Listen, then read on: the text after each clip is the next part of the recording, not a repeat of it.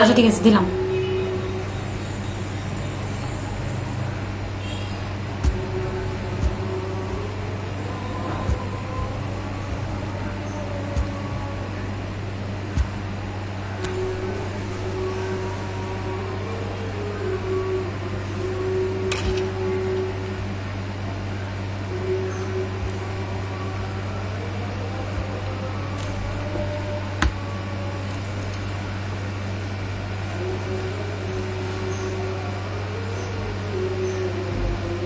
প্রিয় শিক্ষার্থীরা, কেমন আছো সবাই? ঈদের পরে তোমাদের সাথে আবার ক্লাস করতে আসলাম। অনেকদিন পর দেখা হলো। কেমন ঈদ করলা, কেমন ছিলা জানাবে। বরাবরের মতো আজও আমি নবম এবং দশম শ্রেণীর হিসাব বিজ্ঞান বিষয়ের উপরে ক্লাস নিতে এসেছি। এবং তোমরা নিশ্চয়ই গতকালকে দেখেছো যে আজকে আমি ষষ্ঠ অধ্যায়ের উপরে ক্লাস নিব। দেখি তোমরা কারা কারা জয়েন করেছো।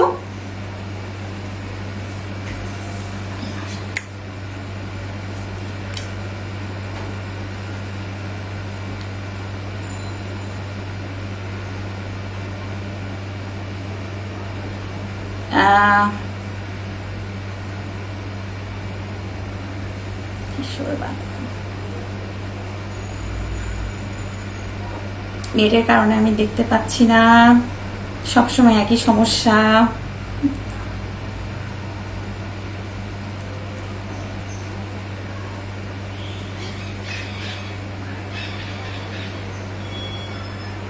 হ্যাঁ, অনেকে আসছো, সবাইকে ওয়ালাইকুম আসসালাম।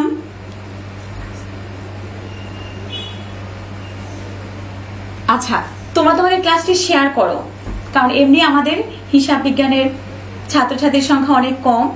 সেজন্য যত শেয়ার করবে তাহলে সবাই সুযোগ পাবে।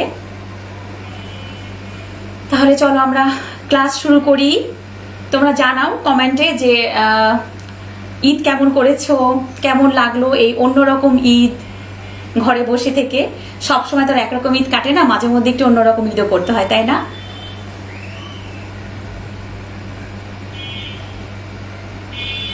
আচ্ছা, আমরা ক্লাসে চলে যাই। আমরা আজকে প্রকৃত জাবেদার উপরে ক্লাস করব। জাবেদার শ্রেণীবিন্যাসের উপর আমি এর আগেও ক্লাস নিয়েছিলাম। জাবেদার উপর এর আগে আমি দুটি ক্লাস নিয়েছিলাম। সেই দুটি ক্লাসে তোমাদের জাবেদা, তারপর হচ্ছে ক্রয় জাবেদা, বিক্রয় জাবেদা, এগুলি সব কিন্তু করানো হয়ে গিয়েছে। আজ আমরা প্রকৃত জাবেদা করব। প্রকৃত জাবেদায় যে ভাগগুলো আছে, তোমার সমন্বয় জাবেদা, সংশোধনী জাবেদা, এগুলো খুব একটা পরীক্ষায় আসে না, তারপর আমাদের করতে হবে। একটি আসে, সেটি হচ্ছে তোমাদের সমন্বয়, সমাপনী আর প্রারম্ভিকটা আসে। সংশোধনী জাবেদা আমি খুব একটা পাইনি, আবার বইও তোমাদের খুব একটা নেই, কিন্তু তারপর তোমাদের করতে হবে, কারণ যদি পরীক্ষা চলে আসে তাহলে তো অ্যান্সার করতেই হবে। সেজন্য একটি উদাহরণ দেওয়া আছে বইতে, আমি সাথে আরো কয়েকটি দিয়ে তোমাদেরকে বুঝিয়ে দিব। তো দেখি কারা কারা জয়েন করেছো।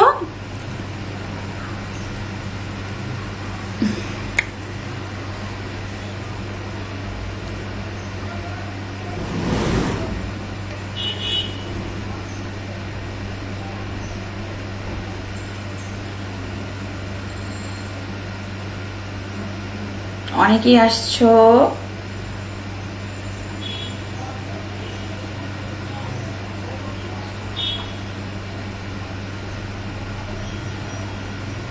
আচ্ছা, কিন্তু সংখ্যা গতবারের তুলনায় অনেক কম, আরো বেশি চাই। ছাত্রছাত্রী না থাকলে ক্লাস নিতে আসলে ভালো লাগে না, তাই না? তোমরা থাকলে কিন্তু আমার ক্লাস নিতে ভালো লাগবে। চলো তাহলে আমরা ক্লাসে চলে যাই। জাবেদার শ্রেণী বিভাগে আমরা দেখতে পাচ্ছি যে সংশোধনী জাবেদা, সমন্বয় জাবেদা, সমাপনী, প্রারম্ভিক এবং অন্যান্য জাবেদা, এগুলো হচ্ছে প্রকৃত জাবেদার অংশ। আজকে আমরা এই অংশগুলো নিয়ে আলোচনা করব। প্রথমটা হচ্ছে সংশোধনী জাবেদা। সংশোধনী জাবেদা কি? দেখো, একটি ঘড়ি উল্টো দিকে ঘুরে আছে, আরেকটি ঘড়ি হচ্ছে সোজাভাবে, অর্থাৎ একটি ঘড়ি কিন্তু ভুলে ঘুরে গিয়েছে। তাহলে এই ভুলটাকে ঠিক করার জন্য কি করতে হবে? সোজা করতে হবে। ঠিক তেমনি ব্যবসা প্রতিষ্ঠানেও অনেক ভুল হয়, তাই না? ভুল হতেই পারে, মানুষ মাত্রই ভুল করে, কাজে হিসাব করতে গেলে ভুল হতেই পারে, ব্যবসা প্রতিষ্ঠানেও ভুল হয় এবং সাধারণত বছরের শেষে এই সমস্ত ভুলগুলো খুঁজে বের করা হয়। এই ভুলগুলোকে রাবার দিয়ে মুছে ফেলা যাবে না, কারণ ভুল রাবার দিয়ে মুছে ফেলার বা কাটাকাটি করার কোনো সুযোগ নেই। কি করতে হবে? ভুলগুলোকে সংশোধন করার জন্য উল্টো জাবেদা করতে হবে কোনো কোনো ক্ষেত্রে। তা আমরা সেটি দেখব যে কিভাবে নতুন করে উল্টো জাবেদার মাধ্যমে বা অন্য জাবেদার মাধ্যমে কিভাবে এই ভুলগুলোকে ঠিক করে আনা যায়। আমি কতগুলো উদাহরণ দিয়েছি, দেখো এখানে 4টে অঙ্ক দেওয়া আছে। এই 4টে অঙ্কের মাধ্যমে আমরা শিখব যে যদি ভুল হয়ে যায়, ভুল জাবেদা কিভাবে সংশোধন করা হয়। তোমাদের বইতে একটি উদাহরণ দেওয়া আছে আর আমি সাথে আরো বানিয়ে 4টি দিয়েছি। আমার মনে হয় 4টি যদি ভালো করে পড়ো, মানে বুঝতে পারো, তাহলে আশা করি সবগুলি বুঝতে পারবে। প্রথম জাবেদা দেখো, যন্ত্রপাতি ক্রয় ভুলে ক্রয় হিসাবে ডেবিট করা হয়েছে। যখন ভুল সংশোধনী জাবেদা করতে বলা হবে তখন প্রথম যে কাজটি করবে সেটি হচ্ছে মনে মনে ওই ভুল সংশোধনী জাবেদার ভুলটা কি সঠিকটা কি দুটি চিত্র মাথার মধ্যে নিয়ে আসবে। যদি পারো, মনে হয় যে খাতার মধ্যে ছোট করে লিখবে, প্রথম হয়তো প্র্যাকটিসের জন্য তোমাদের লাগবে যে একটু খাতার মধ্যে ছোট্ট করে ভুলটা এক জায়গায় লিখলা আর সঠিকটা আরেক জায়গায় লিখবে, তারপরে সেখান থেকে সংশোধনী করবে।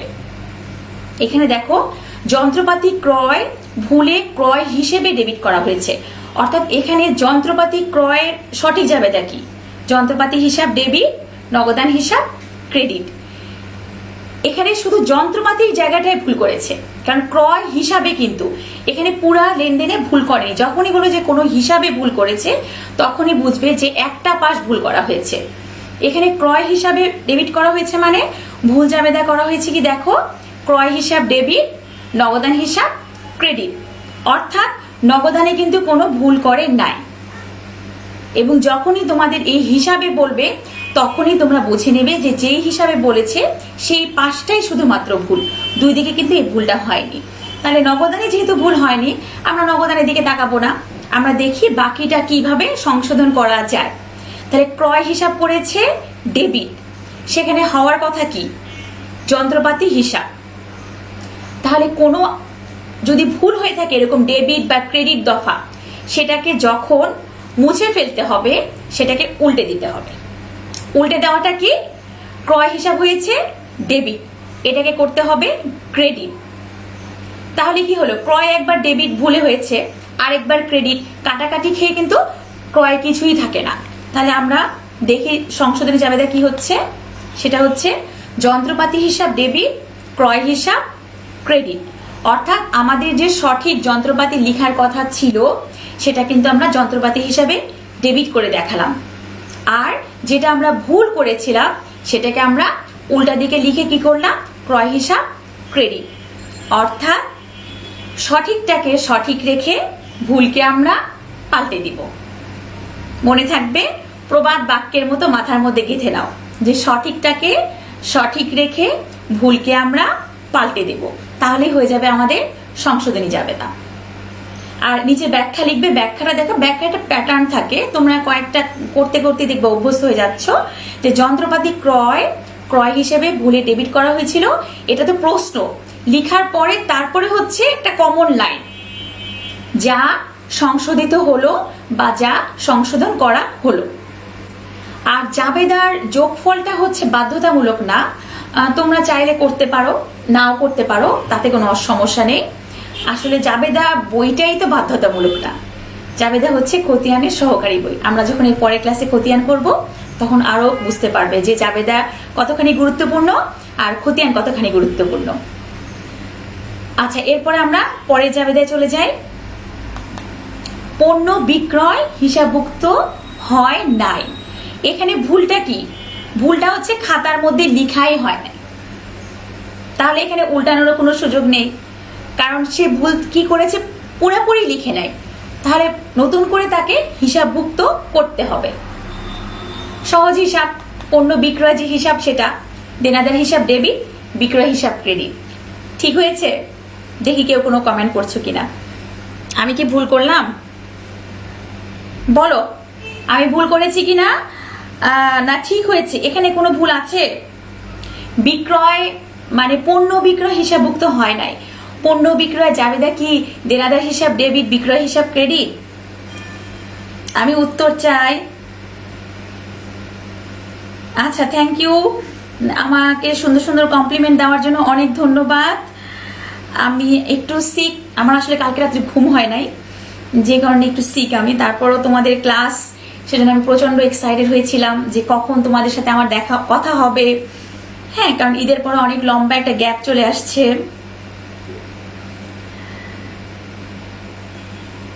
Board is not clear.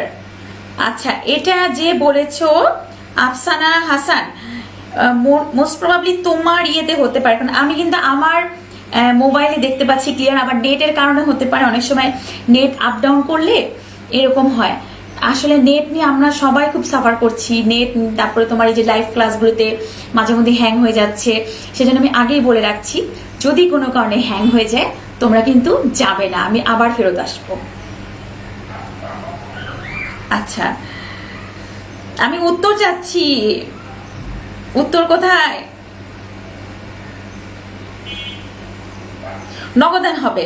Good, এটা কে লিখেছে? আচ্ছা, মাহাতাব, সে লিখেছে নগদান হবে। থ্যাংক ইউ, তোমাকে অনেক ধন্যবাদ। কিন্তু আসলে নগদান হবে না, আমি ভুল করি নাই। কেন নগদান হবে না? কারণ ভুল সংশোধনী জাবেদায় সাধারণত নগদ ভুল হয় না। মানে এই বিক্রয়টা ধরে নেওয়া হবে এটা বাকিতে বিক্রয়। কারণ কি জানো, ব্যবসা প্রতিষ্ঠানে প্রতিদিন যখন ব্যবসা বন্ধ করে দেওয়া হয় তখন কিন্তু ক্যাশ মিলানো হয়, যে নগদ টাকা কত আসলো কত চলে গেল। সেই জন্য সাধারণত মানে বেশিরভাগ সময় নগদে ভুলটা হয় না। আর নগদে ভুলটা হয় না দেখে এই ভুল সংশোধনী জাবেদায় যখন পণ্য বিক্রয় পণ্য ক্রয় হিসাবভুক্ত হয়নি বলবে, তখন সেটা ধরে নিবে ধারে। ঠিক আছে, শুধুমাত্র সংশোধনীর ক্ষেত্রেই কিন্তু পণ্য ক্রয় বিক্রয় কিছু না বললেও ধারে হবে। তোমরা খাতা এবং কলম নিবে। এর আগের ক্লাসে আমি বলেছিলাম যে এরকম অনেক কিছুই আমি বলবো, সব তো আমি কন্টেন্টে দেখাবো না, তাই না? তোমাদের নিজেদের মনে রাখতে হবে এবং নিজেদের মতো করে খাতায় লিখে রাখো যে ম্যাডাম আমাদেরকে এই তথ্যগুলো দিয়েছে। এরপরে আসছে ক্রয় হিসেবে 500 টাকা বেশি দেখানো হয়েছে। আচ্ছা, এটা হচ্ছে আরেকটা থিওরি। শুনো, যে কোনো কিছু যদি বেশি দেখানো হয়, হ্যাঁ ধরো এই যে 500 টাকা, আমি আজকেও টাকা নিয়ে আসছি, কারণ আমাদের হিসাব বিজ্ঞান মানেই তো টাকা পয়সার কাজ। এই 500 টাকা বেশি যদি আমার কাছে বেশি থাকে, তাহলে আমি কি করব? এই টাকাটা সরাই ফেলবো না? তাহলে উল্টা দিকে হলো, তাই না? এই যে ক্রয় হিসাবে 500 টাকা বেশি দেখানো হয়েছে, এটাকে কমাতে হবে। কমাতে গেলে কি করতে হবে? মুছে ফেলতে হবে। আর আমাদের ভুল সংশোধনীতে ইরেজার বা রাবার হচ্ছে কি উল্টা জাবেদা, পাল্টে দেওয়া, মনে থাকবে? তাহলে ক্রয়টা আমাদের কমাতে হবে।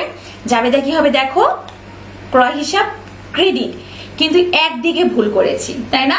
সেটা হচ্ছে ক্রয় হিসাবে বেশি ছিল, আমি কমিয়ে ফেললাম। আরেকদিকে তো আমার কোনো ভুল ছিল না, তাহলে আরেকদিকে আমি কি লিখবো? এ সমস্ত ক্ষেত্রে আমরা লিখবো অনিশ্চিত হিসাব। যখন এক পাশে ভুল, এক পাশে সে একাই ভুল করেছে, এখানে কিন্তু অন্য কেউ আসে নাই, সে ক্রয় কম দেখিয়েছে, সেই জন্য আমরা এটাকে অনিশ্চিত হিসাব লিখবো। যদি বলতো যে ক্রয় হিসেবের জায়গায় অন্য হিসাব লিখেছে, তাহলে উল্টা দিকে আমরা অন্য হিসাব লিখতাম। এখানে আমরা অনিশ্চিত লিখলাম এবং ব্যাখ্যা লিখেছি, ব্যাখ্যাটা আর বললাম না, পরের জাবেদায় যায়। বিক্রয় হিসেবে 1000 টাকা কম দেখানো হয়েছে।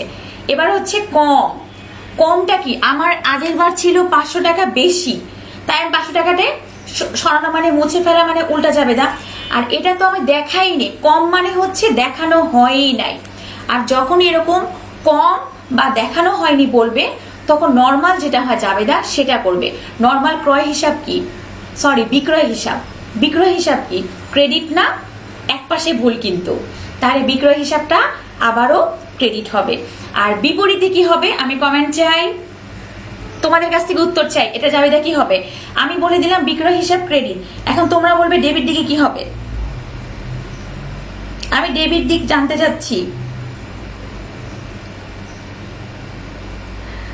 আচ্ছা, আফসানা থ্যাংক ইউ, রুবিনাজ লিপি ও তো আমাদেরই মানুষ, মমতা রয়, তারপর হচ্ছে দিয়া, শাহানা সুলতানা, অনেকেই জয়েন করেছো। আফসানা, আচ্ছা আফসানা হাসান,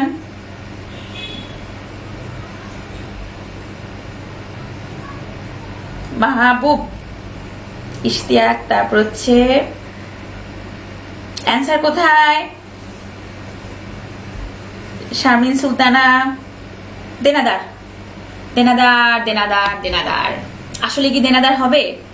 ভালো করে বুঝো, এটা কিন্তু নর্মাল জাবেদা না, এটা ভুল সংশোধনী জাবেদা। এখানে অবশ্যই ভেজাল আছে, ভুল মানেই ভেজাল। দেখো, নগদান হিসাব ডেবিট, বিক্রয় হিসাব ক্রেডিট।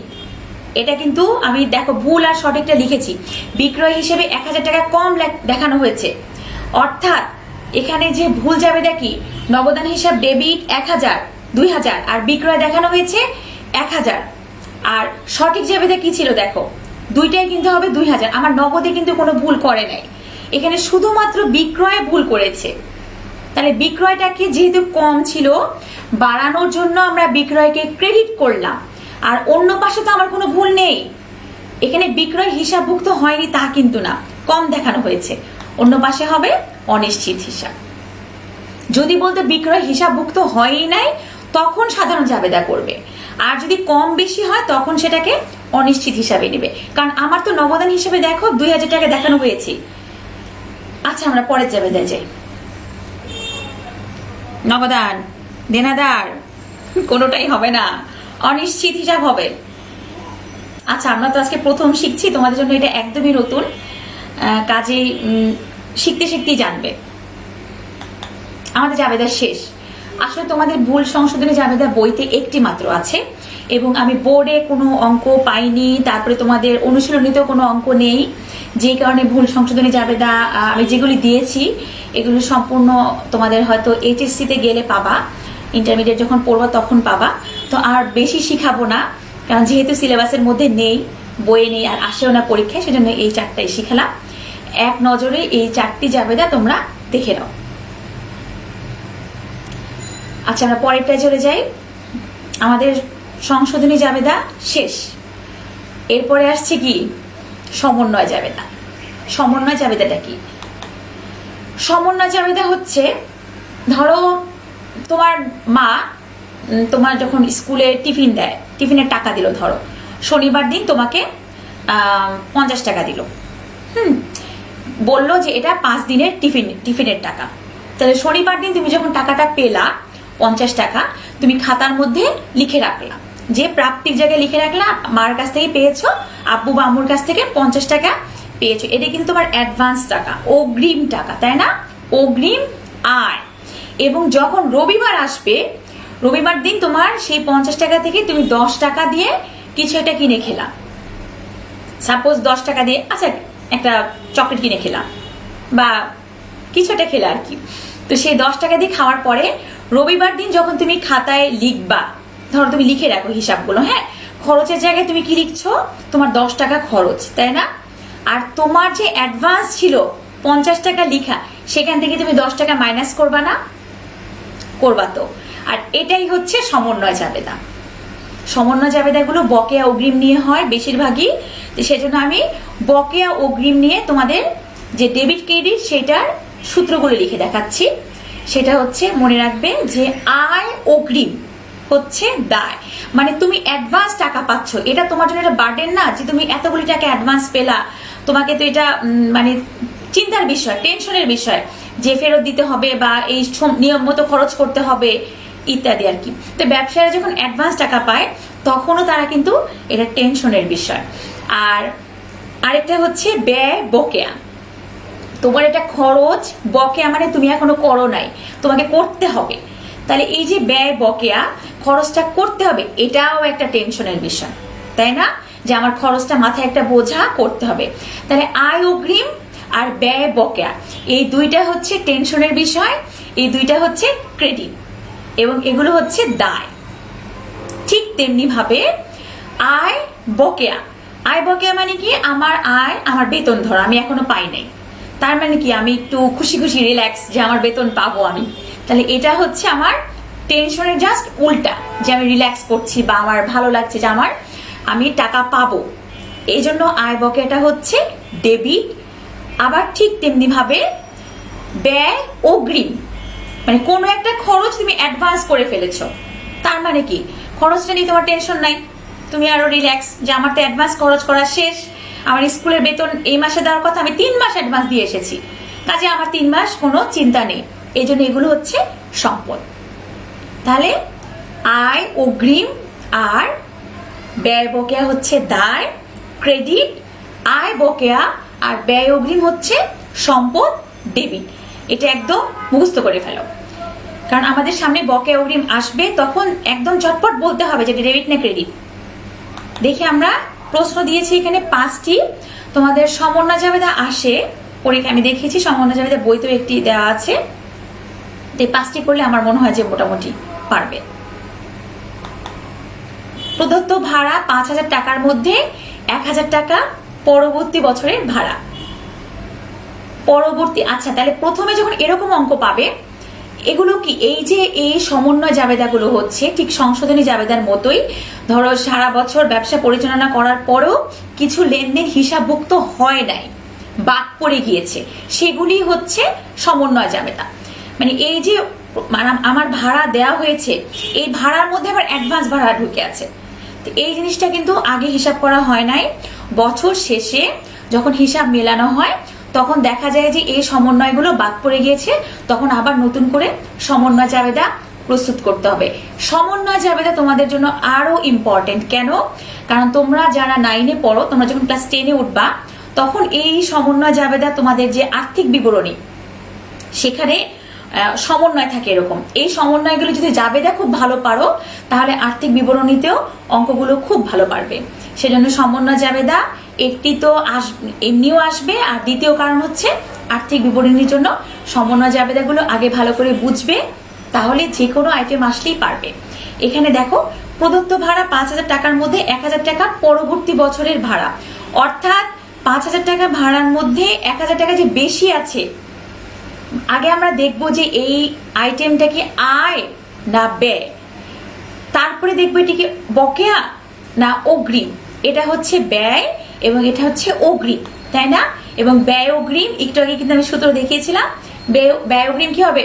সম্পদ। তাহলে এখানে আমার সম্পদ বৃদ্ধি পাচ্ছে, এবং আমার যেহেতু ভাড়াটা দেওয়া হয়েছে বেশি অগ্রিম, সেই ক্ষেত্রে কি হবে? ভাড়াটা কমে যাবে তখন। তাহলে এখানে হবে দেখো অগ্রিম ভাড়া হিসাব ডেবিট, ভাড়া হিসাব ক্রেডিট। তাহলে কোনো কিছু অগ্রিম হলে আয় হোক আর ব্যয় হোক আমরা ডেবিট ক্রেডিট করব, আর বিপরীতে যে আইটেমটার অগ্রিম সেটার নামটা লিখবো। তাহলে আয় অগ্রিম হলে আমরা ক্রেডিট করতাম, আর ব্যয় অগ্রিম বলে আমরা ডেবিট করেছি, যেহেতু এটা সম্পদটাই ডেবিট এবং আমার ব্যয়টা কমে যাবে, কারণ এই প্রদত্ত ভাড়ার মধ্যে এই টাকাটা তো অ্যাডভান্স, এটা তো আমার আসলে প্রদত্ত ভাড়া না। এবং আরেকটা জিনিস লক্ষ্য করো, 5,000 টাকার মধ্যে 1,000 টাকা অগ্রিম, কাজে হিসাবটা কিন্তু 1,000 টাকার হবে, 5,000 টাকার হবে না। সবাই বুঝতে পেরেছো এটা? দেখি এখানে কারো সমস্যা আছে কিনা, নতুন যেহেতু সমন্বয় জাবেদা। আচ্ছা আচ্ছা, তোমাদের কারো সমস্যা হলে আমাকে বলো যে সমস্যা হচ্ছে, তাহলে আমি সংশোধনী জাবেদা তে কোনো সমস্যা থাকলে সেটাও বলতে পারো, সমন্বয় জাবেদা যেটা বুঝালাম এখানে সমস্যা থাকলে বলতে পারো।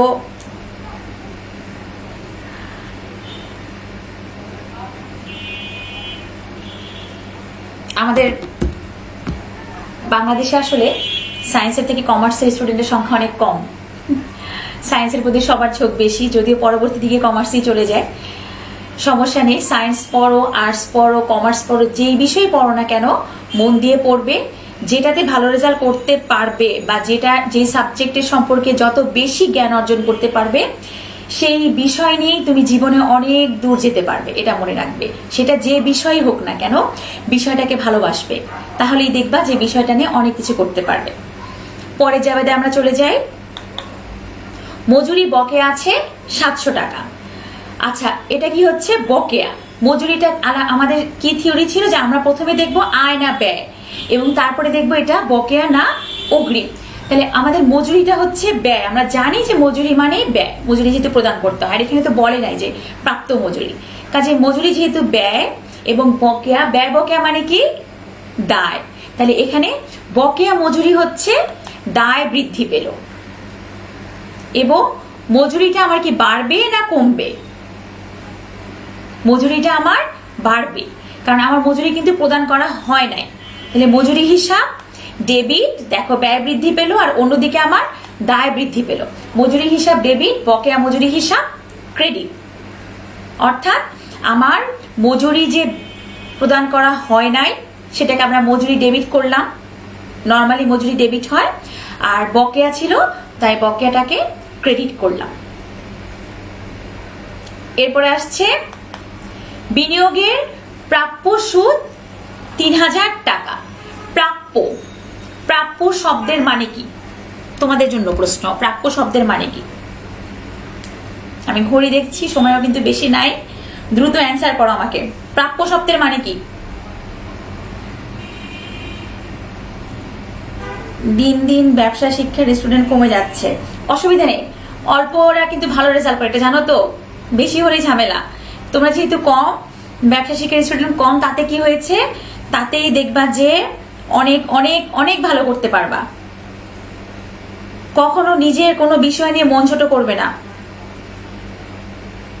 আচ্ছা, আমার প্রশ্ন ছিল যে প্রাপ্য শব্দের অর্থ কি? আমি উত্তর চাই। আমাদের এই পর্বটা কিন্তু জিজ্ঞাসা পর্ব, আমি তোমাদের জিজ্ঞাসা করব, কারণ তোমরা আমাকে জিজ্ঞাসা করছো না, সেজন্য আমি প্রশ্ন করছি। প্রাপ্য কি? আওয়াজ নেই।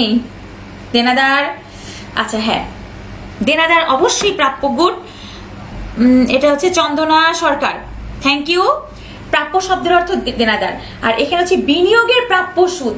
এখানে প্রাপ্য সুদ বলতে বোঝা যাচ্ছে বকেয়া আয়। শুধু প্রাপ্য বললে সেটা হচ্ছে দেনাদার বোঝায়, আর প্রাপ্য সুদ বা প্রাপ্য কোনো আয় ব্যয়ের সাথে, মানে কোনো কিছুর নাম বলে দিলে বুঝতে পারবা যে সেটা হচ্ছে আয় বকেয়া। অর্থাৎ এটা আমার পাওনা, আমি পাবো, এটা আমার বলি না যে আমার প্রাপ্য, এটা আমার হক, ঠিক সেরকম প্রাপ্য হচ্ছে বকেয়া আয়, আর বকেয়া আয় হচ্ছে সম্পদ। তাহলে আমার সম্পদ মানে কি হবে? ডেবিট, তাই না? তাহলে এইটুকু তো একটাও যদি তোমরা ক্লিয়ার হতে পারো, তাহলে বিপরীত দিকেরটা কিন্তু কোনো ব্যাপার না, তাই না? ডেবিটটা বুঝলে ক্রেডিট তো ওইটা হবেই। তাহলে বিনিয়োগের প্রাপ্য সুদ এটা হবে কি? ডেবিট, যেহেতু এটা আমার সম্পদ। জাবেদা কি হচ্ছে দেখো, বিনিয়োগটা আমার সম্পদ। ও আচ্ছা, আরেকটা কথা বলি, এখানে বিনিয়োগের সুদটা কি? বিনিয়োগের সুদ, বিনিয়োগটা হচ্ছে সম্পদ এবং বিনিয়োগের সুদ হচ্ছে আয়। ঠিক তেমনি ভাবে ঋণটা হচ্ছে দায়, ঋণের সুদ হচ্ছে ব্যয়। মনে রাখবে, যখন কোনো সম্পদের উপর সুদ হবে সেটা আমার জন্য আয়, কারণ আমার সম্পদ আছে, তার মধ্যে আমি ইন্টারেস্ট পাচ্ছি, তাহলে এটা আমার জন্য আয় না? আর দায় মানে কি? দায় হচ্ছে ধরো ঋণ, ঋণের উপর তোমাকে সুদ কি কখনো দিবে? তোমাকে দিবে না। ঋণের সুদ আমাদেরকে আরো প্রদান করতে হয়, সেই জন্য ঋণের সুদটা হচ্ছে ব্যয়। তাহলে মনে থাকবে, সম্পদের সুদ হচ্ছে আয় এবং দায়ের সুদ হচ্ছে ব্যয়। এই ছোট ছোট টিপস গুলো মাথার মধ্যে একদম ভালো করে গেঁথে রাখবে, যে যেন চট করে লেনদেন আসলেই হিসাবভুক্ত করতে পারো। এখানে আমাদের কেন দরকার যে বিনিয়োগের প্রাপ্য সুদ, আগে আমাকে জানতে হবে যে বিনিয়োগের সুদটা আমার আয় না ব্যয়। হ্যাঁ, বিনিয়োগের সুদটা আমার আয়, প্লাস প্রাপ্য শব্দের মানেও আমরা বুঝতে পারছি যেটা বকেয়া আয়। সেজন্য আমাদের যাবে কি হবে দেখি আমরা। দেখো, বিনিয়োগের প্রাপ্য সুদ ডেবিট আর বিনিয়োগের সুদ ক্রেডিট। অর্থাৎ এটা কিন্তু আমার বকেয়া সুদ, আমি টাকা পাই নাই, নগদান টগদান কিচ্ছু হবে না এখানে। আর এটা সমন্বয় জাবেদা, সমন্বয় জাবেদাগুলো একটু বুঝিয়ে করবা। যখনই সমন্বয়, তখনই সমন্বয় মানে কি? তার সাথে যোগ বিয়োগ কিছু একটা হবে। কাজে এখানে আমার বিনিয়োগের সুদ যে ছিল সেটা তো আমি পাই নাই, তাহলে এই যে পাইনি, এজন্য আমার একটা সম্পদ বাড়লো, বিনিয়োগের প্রাপ্য সুদ নামের একটা সম্পদ বাড়লো। অন্যদিকে আমার বিনিয়োগের সুদটা বাড়লো। যেমন তোমাদের ধরো ব্যাংকে টাকা জমা আছে 10,000 টাকা, ব্যাংক তোমাকে 1,000 টাকা ইন্টারেস্ট দিল, তাহলে ব্যাপারটা কি হলো? তোমার 1,000 টাকা তুমি এখনো পাওনি, তোমার কিন্তু ব্যাংকে 1,000 টাকা জমা হচ্ছে। তোমাকে যদি বলা হয় যে তোমার ব্যাংকের সুদ কত, তুমি বলবা না যে আমার ব্যাংকে সুদ আছে কত? 1,000 টাকা আমি সুদ পেয়েছি, এবং সেটা বকেয়া সুদ। অর্থাৎ এই লেনদেনের দুটি পক্ষ, একটি হচ্ছে সুদ আছে তো সেটা যেটা আমরা পাবো সেটা হচ্ছে, আরেকদিকে হচ্ছে বকেয়া।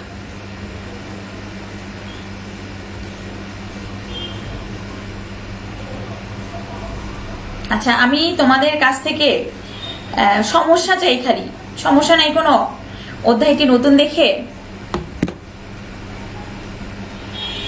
এরপরে আসছে 50,000 টাকার মূলধনের উপর 10% সুদ ধার্য করা হলো। 50,000 টাকা মূলধনের উপর সুদ ধার্য, লক্ষ্য করে দেখো, ধার্য। ধার্য মানে কি? তার উপরে সুদ অ্যাপ্লাই করা হলো। সুদ কিন্তু আমি এখনো, মূলধনের সুদ কি, মালিকের যে টাকা দিচ্ছি সেটা হচ্ছে মূলধন, তাই না? এবং মালিককে আবার তখন সুদ দিতে হয়, ইন্টারেস্ট প্রদান করতে হয়। তাহলে মূলধনের সুদ কি হবে? আমি এই একটু আগেই বলেছিলাম যে সম্পদের সুদ হচ্ছে আয় আর দায়ের সুদ হচ্ছে ব্যয়। মূলধনের সুদ আয় না ব্যয়? তোমাদের কাছে আমার প্রশ্ন, জলদি বলো, সময় কিন্তু বেশিক্ষণ নাই। আর হচ্ছে আমাদের 10 মিনিট নাকি না? হ্যাঁ, 10 মিনিট সময়। দ্রুত বলো যে মূলধনের সুদটা আয় না ব্যয়?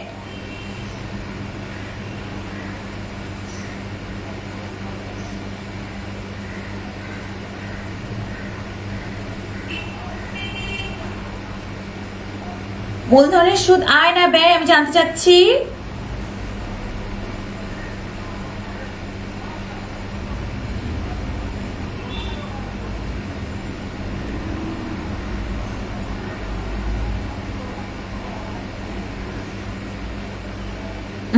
এখনো আমি অ্যান্সার পাচ্ছি না। আয়, থ্যাংক ইউ আফসানা। মূলধনের সুদ আয়। আচ্ছা, আরেকজন লিখেছে ব্যয়, চন্দনা সরকার। থ্যাংক ইউ চন্দনা। কাটটা ঠিক, আফসানা না চন্দনা? আয়, আয়, বেশিরভাগই আয় আসছে। মূলধন কি? মূলধন কি বলো? দায়রা, দায়ের উপর সুদ কি হবে? ব্যয়। মূলধন তো মালিকানা সত্ত্ব, মালিকানা সত্ত্ব তো দায়ের মতোই, ক্রেডিট, তাই না? তাহলে মূলধনের সুদ হবে ব্যয়। তাহলে সবাই তো আয় লিখছে কেন? আচ্ছা, কয়েকজন অবশ্য ব্যয় লিখেছে। ওকে, মূলধনের সুদ হচ্ছে ডেবিট আর উত্তোলনের সুদ হচ্ছে ক্রেডিট, ঠিক আছে? কারণ মূলধন আমার ক্রেডিট, মালিকানা সত্ত্ব, সেজন্য এর উপর সুদ হবে আমার ব্যয়। ব্যবসা প্রতিষ্ঠান মালিকের মূলধনের উপর মালিককে সুদ দিবে, তাহলে এটা তার জন্য ব্যয় না? তাহলে মূলধনের উপর প্রাপ্য সুদ ধার্য হয়েছে। ধার্য হলে কি হবে? এখানে কিন্তু নগদ টাকার কোনো আদান প্রদান হচ্ছে না, শুধুমাত্র সুদটা তার উপরে অ্যাপ্লাই করা হয়েছে। সেই ক্ষেত্রে দেখো জাবেদা কি হচ্ছে? মূলধনের সুদ হিসাব ডেবিট, মূলধন হিসাব ক্রেডিট। মনে থাকবে, ধার্য শব্দটা দেখলেই সেখানে কিন্তু নগদান আসবে না। ঋণের উপর সুদ ধার্য হয়েছে, এটাও হতে পারে। সেই ক্ষেত্রে হবে কি? ঋণের সুদ হিসাব ডেবিট, ঋণ হিসাব ক্রেডিট। বিনিয়োগের উপর সুদ ধার্য হয়েছে, তাহলে কি হবে? বিনিয়োগের সুদ কি হবে জানতে চাই? বিনিয়োগের সুদ কি হবে? মূলধনের সুদ ব্যয়। Thank you.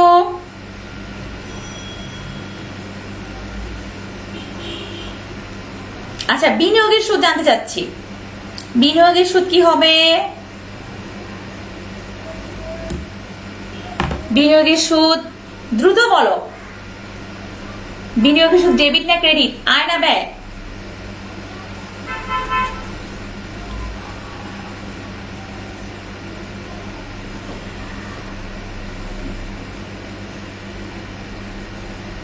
মূলধনের সুদ ব্যয় লিখেছে একজন, থ্যাংক ইউ সবাইকে। আনিকা রহমান, তারপরে হচ্ছে জাহাঙ্গীর হোসেন, তারপরে হচ্ছে সবাইকে থ্যাংক ইউ। আচ্ছা, অনেকে কমেন্ট লিখেছো, সবাইকে থ্যাংক ইউ। এবং আমি পরে আলাদা করে তোমাদের সবাইকে সবার কমেন্টে লাইক দিব। আর যারা জানতে চেয়েছো কোনো কিছু আমি লিখে দিব, কারণ আমি যদি সবগুলি কমেন্টের মধ্যে লাইক আর এখন অ্যান্সার শুরু করি বা নাম পড়া শুরু করি, তাহলে কি হবে? আমার ক্লাস টাইম শেষ হয়ে যাবে। আয়, থ্যাংক ইউ সো মাচ। অনেকে লিখেছো আয়, সবাইকে ধন্যবাদ। একজন আমার ডেবিট লিখলো, নামটা আর বলতে চাচ্ছি না। বিনিয়োগের সুদটাই ডেবিট হয়? আবারও বলছি, সবাই মন দিয়ে শোনো। সম্পদ ডেবিট দিকের সুদ হবে ক্রেডিট, দায় ক্রেডিট, ক্রেডিটের সুদ হবে ডেবিট। মনে থাকবে? তাহলে বিনিয়োগ হচ্ছে ডেবিট, বিনিয়োগের সুদ হবে ক্রেডিট। তাহলে মূলধনের সুদের হিসাব শেষ আমাদের। শেষ জাবেদা। অগ্রিম বীমা 500 টাকা মেয়াদ উত্তীর্ণ হয়েছে। আমি 500 টাকা আবারও নিয়ে আসলাম। এই 500 টাকা আমি পেয়েছি অ্যাডভান্স। হ্যাঁ, ধরো আমার এটা হচ্ছে কি মাস, এটা জুন মাস। হ্যাঁ, আমি জুলাই মাসে কোনো একটা কারণে আমি অ্যাডভান্স 500 টাকা পেয়েছি। আচ্ছা না, জুন মাস হলে তো হবে না, ধরো মে মাসে আমি অ্যাডভান্স 500 টাকা পেয়েছিলাম। গত মাসে টাকাটা আমি অগ্রিম পেয়েছিলাম। এই যে জুন মাস আসলো, তার মানে কি আমার এই 500 টাকাকে এখন আমি অগ্রিম বলবো? আবারও বলছি, মন দিয়ে শোনো, এই 500 টাকা আমি মে মাসে পেয়েছিলাম জুন মাসের প্রাপ্য হিসাবে। মানে ধরো জুন মাসে আমি কোনো একটা কিছু করে আমি প্রতি মাসে 500 করে টাকা পাই, আমি আয় করি প্রতি মাসে 500 টাকা। তো জুন মাসের 500 টাকা আমি মে মাসে পেয়েছিলাম, তাহলে মে মাসে আমার জন্য কি ছিল? এটা অগ্রিম ছিল না? এখন যে আজকে জুন মাস, এই জুন মাসে এই 500 টাকা এখন কি আমার অগ্রিম থাকবে? অগ্রিম থাকবে না। তাহলে আমার কি হবে? আমার যে অগ্রিম ছিল সেটাকে আমার মাইনাস করতে হবে। মাইনাস মানে উল্টা যাবে না, এবং আমার এই মাসের কি হবে? খরচ হিসেবে বা আয় হিসেবে আমি 500 টাকাটাকে দেখাবো। ঠিক তেমনি ভাবে অগ্রিম বীমা 500 টাকা মেয়াদ উত্তীর্ণ হয়েছে, অর্থাৎ অগ্রিম বীমাটা আমার জন্য কি ছিল? আগে বীমাটা কি আগে, তাই বলো। বীমাটা হচ্ছে ব্যয়। প্রত্যেকটা আইটেম যখন আসবে এরকম লেনদেন, প্রথমেই তোমরা যে কাজটা করবে, আমি একটু আগেও বলেছিলাম যে এটা কি আয় নাকি এটা ব্যয়, সেটা আগে দেখবা, নাহলে কিন্তু অঙ্ক সব গোলমাল করে ফেলবা। তাহলে আমরা প্রথমেই জানবো যে এর বীমাটা হচ্ছে ব্যয়। আর ব্যয় অগ্রিম, ওই যে একটু আগে সূত্র লিখে দিয়েছিলাম, ব্যয় অগ্রিম কি? সম্পদ, মানে ডেবিট। তার মানে অগ্রিম বীমা ছিল আমার জন্য ডেবিট। তাহলে এটাকে আমার কি করতে হবে? মেয়াদ উত্তীর্ণ মানে এখন আর অগ্রিম নাই, সেই অগ্রিম বীমা হয়ে যাবে ক্রেডিট, এবং আমার চলতি বীমা খরচ হিসেবে এটা হিসাবভুক্ত হবে। যাবে দেখি, দেখো, বীমা খরচ, বীমা হিসাব ডেবিট, অগ্রিম বীমা হিসাব ক্রেডিট। অর্থাৎ আমার বীমা খরচ এই মাসে যেটা ছিল সেটা হলো, আর আমার আগের অগ্রিমটাকে আমি উল্টা দিকে লিখে কি করলাম? মুছে ফেললাম। তাহলে এই হচ্ছে আমাদের কি জাবেদা? সমন্বয় জাবেদা। সমন্বয় জাবেদা আরো আছে, অবচয় আছে। আমি অবচয় যেহেতু জাবেদাতে ক্লাস নিয়েছিলাম সেজন্য আমি আর এখন অবচয় বুঝালাম না। তারপর হচ্ছে অনাদায় পাওনা সঞ্চিতি আছে, এগুলো কিন্তু সমন্বয় জাবেদারই অংশ। কিন্তু আমি এখন নিলে এটা তো আরো অনেক ইয়ে হবে, যেহেতু আমি নিয়েছি ক্লাসটা। তোমরা প্রথম জাবেদার প্রথম ক্লাসটাই দেখবা যে অবচয়, তারপরে অনাদায় পাওনা সঞ্চিতি, এগুলি সবই কিন্তু সমন্বয় জাবেদার মধ্যেও চলে আসে। আচ্ছা, এখানে আমরা দেখলাম যে ব্যয় বৃদ্ধি পেল এবং সম্পদও হ্রাস পেল। ব্যয় বৃদ্ধি পেল কারণ বীমা খরচটা হলো, আর সম্পদটা অগ্রিম বীমা সম্পদ ছিল এটা কমে গেল, তাই ক্রেডিট হলো। আমরা এক নজরে সবগুলো সমন্বয় জাবেদা দেখে নিই। আচ্ছা, এখন আমরা কি করবো? এরপরে সমাপনী জাবেদা। প্রথমে সমাপনী, পরে প্রারম্ভিক। বছর শেষ করে আমরা তারপরে নতুন বছরে যাব। প্রকৃত জাবেদার আরেকটি অংশ হচ্ছে সমাপনী জাবেদা। সমাপনী জাবেদায় কি আসে? বছরের শেষে সম্পূর্ণ বছরে ব্যবসা প্রতিষ্ঠানে যে মুনাফা জাতীয় আয় এবং মুনাফা জাতীয় ব্যয়গুলো হয় সেগুলো নিয়ে প্রস্তুত করা হয় কি? সমাপনী জাবেদা। আমাদের সময়ও সমাপনীর দিকে, আর বেশিক্ষণ নাই, আমারও প্রায় শেষ। তাই সমাপনী জাবেদা হচ্ছে মুনাফা জাতীয় আয় আর মুনাফা জাতীয় ব্যয়গুলো নিয়ে। এখানে কি করা হয়? বছরের শেষে হিসাব বন্ধ করা হয়। হিসাব বন্ধ মানে কি?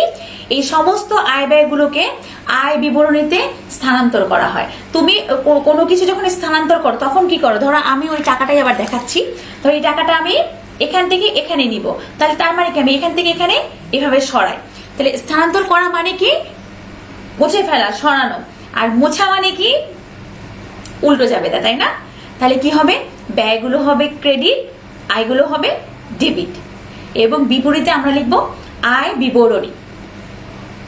আমি এখানে একটি নমুনা দেখাচ্ছি তোমাদের প্রশ্নে এরকম আয় ব্যয় দেওয়া থাকবে। আয় ব্যয় নিশ্চয়ই সবাই জানো, মুনাফা জাতীয় আয়, মুনাফা জাতীয় ব্যয়, অর্থাৎ যেই আয় ব্যয়গুলো ব্যবসা প্রতিষ্ঠানে নিয়মিত হয়, সম্পত্তি না দায় না, সম্পদ না দায় না, সেগুলি হচ্ছে মুনাফা জাতীয় আয় ব্যয়। তাহলে সমস্ত ব্যয়গুলোকে আমরা কি করেছি দেখো, ক্রেডিট দিকে লিখেছি, আর আয়গুলোকে আমরা ডেবিট দিকে লিখেছি।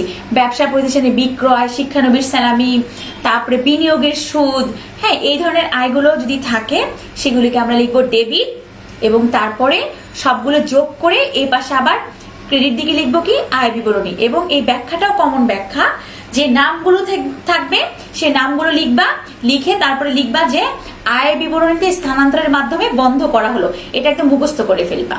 এইখানে কিন্তু ব্যাখ্যা বানায় লেখার সুযোগ নেই, তোমাদের বইতেই দেয়া আছে ব্যাখ্যাটা। এরপরে আসছে হচ্ছে পরে জাবেদা হচ্ছে আমরা ব্যয়গুলোকে কি করেছি, ক্রেডিট করেছি, তাই না? ব্যয়গুলোকে ক্রেডিট দেখো, ক্রয়, বেতন, তারপরে হচ্ছে ঋণের সুদ, বীমা সালামি ইত্যাদি, আরো অনেক ব্যয় থাকতে পারে। যা যা এরকম ব্যয় আসবে, অর্থাৎ যে খরচগুলো, এখানে যদি বলতো আসবাবপত্র ক্রয়, তাহলে কিন্তু আসবে না, মূলধন আসবে না, বিনিয়োগ আসবে না, ঠিক আছে? তাহলে আমরা নগদ আসবে না, ব্যাংক জমা আসবে না, অর্থাৎ শুধুমাত্র মুনাফা জাতীয় আয় ব্যয়গুলো। তোমরা যারা 9-এ পড়ো, যদি মুনাফা মূলধন জাতীয় না জেনে থাকো, তাহলে শুধু এইটুকু বুঝে নাও যে ব্যবসা প্রতিষ্ঠানে যে আয়গুলো এবং ব্যয়গুলো প্রতিদিন হয় এবং যেগুলো শেষ হয়ে যায়, যে খরচগুলো করা হচ্ছে, সেগুলি হচ্ছে আয় এবং ব্যয়। তাহলে ব্যয়গুলোকে আমরা ক্রেডিট করলাম এবং সবগুলো মিলে আয় বিবরণীকে ডেবিট করে আবার আমরা ব্যাখ্যা দিলাম। এবার আমাদের শেষ অংশ প্রারম্ভিক জাবেদা। প্রারম্ভিক জাবেদাটা কি? সেটা হচ্ছে আয় ব্যয় যেহেতু শেষ, ব্যবসা প্রতিষ্ঠানে থাকে কি বলো, আয় ব্যয়, সম্পদ, দায়, মালিকানা সত্ত্ব। তাহলে সম্পদ আর দায় রাগ করবে না, সেজন্য তাদেরকে কি করা হচ্ছে, প্রারম্ভিক জাবেদায় স্থানান্তর করা হচ্ছে। বছরের শেষে যখন হিসাব বন্ধ করা হয়, এগুলো দুইটাই তো হিসাব বন্ধ করা যাবে না। ওখানে আয় ব্যয় বন্ধ করলাম স্থানান্তরের মাধ্যমে, আর এখানে হচ্ছে যত সম্পদ থাকবে, আসবাবপত্র, ফার্নিচার, নগদ টাকা, ব্যাংকে জমা, তারপরে তোমার মূলধন, মালিকানা সত্ত্ব, দায়, যা যা থাকবে, পাওনাদার, দেনাদার, এগুলো সবগুলোকে আমরা স্থানান্তর করব উল্টো জাবেদার মাধ্যমে। অর্থাৎ আমরা সবগুলো সম্পদকে দেখো কি করেছি, সরি উল্টো জাবেদার মাধ্যমে, ভুল বলেছি আগেরটা, মানে সঠিক জাবেদার মাধ্যমে সবগুলো সম্পদকে আমরা ডেবিট করেছি আর দায়গুলোকে আমরা ক্রেডিট করেছি, অর্থাৎ হিসাবটা বন্ধ করা হলো। এখানে অনেক ব্যাংক হিসাব, নগদান হিসাব, যন্ত্রপাতি, বিনিয়োগ, আরো অনেক সম্পদ থাকতে পারে। এই সবগুলো সম্পদকে ডেবিট করবা এবং যত দায় থাকবে সেগুলোকে ক্রেডিট করবা। এখানে কিন্তু বকেয়া অগ্রিম আসতে পারে, কারণ আমরা জানি যে বকেয়া অগ্রিম হচ্ছে সম্পদ আর দায়, মানে ব্যয় বা আয়, বকেয়া অগ্রিম থাকলে সম্পদ এবং দায়। এখন বলো এই সংক্রান্ত কোনো কোশ্চেন আছে কিনা? আচ্ছা, তাহলে আমাদের আর একটি অংশ রয়ে গিয়েছে, এটা তোমাদের যদিও সিলেবাসে নেই বা বইয়ের মধ্যে কোনো অঙ্কই নেই, সেজন্য এটা আমি করালাম না। সেটা হচ্ছে অন্যান্য জাবেদা, ধারের সম্পত্তি ক্রয়, বাট্টা আর পণ্য বিতরণ, এই জিনিসগুলো আসতে পারে, সেগুলিকে বলা হয় অন্যান্য জাবেদা। অর্থাৎ সম্পত্তি কিন্তু আমরা ধারেও ক্রয় করে থাকি, সেটা খুবই কম হয়ে থাকে। আর প্রাপ্ত বাট্টা, প্রদত্ত বাট্টা, যেটা আমরা বাট্টা আগে করেছি, তার জন্য যে আলাদা জাবেদা, আর হচ্ছে পণ্য বিতরণ করা হলে, এটা জাস্ট নামগুলো তোমরা জেনে রাখো, তোমাদের এই অঙ্কগুলো তোমাদের বইয়ের মধ্যে নেই। তাহলে এই ছিল আমাদের প্রকৃত জাবেদা। প্রকৃত জাবেদা নিশ্চয়ই সবাই বুঝতে পেরেছো, বাসায় অনুশীলন করবে, বই আছে, বই দেখে দেখে প্র্যাকটিস করবে। তাহলে সবাই ভালো থাকো। আজকের ক্লাস শেষ হয়ে যাচ্ছে। আমি কত মিনিট, আমি 2 মিনিট সময় বেশি নিয়েছি, মাত্র 2 মিনিট, সেজন্য আমি দুঃখিত। আমার 2 মিনিট আগেই শেষ করা উচিত ছিল, তাই না? সবসময় সবকিছু সময় মতো করা উচিত। সবাই ভালো থাকবে এবং নিরাপদে থাকবে এবং মনের মধ্যে অনেক অনেক সাহস রাখবে, কোনো কিছুতেই ভয় পাবে না। আবার পরের ক্লাসে